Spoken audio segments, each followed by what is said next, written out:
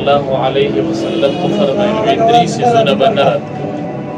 یو به تکیه نه رد کوي چې څوک درته بالغ کړي دا به نه رد کوي، او دویم پی به نه رد کوي چې څوک دله پی درکوي، او دریم خوشبوی به نه رد کوي چې څوک درله خوشبوی درکوي. او انس رضی الله تعالی عنه دا عادت و چې چا به ورله خوشبوی ورکوله هغه به یې نه رد کوله.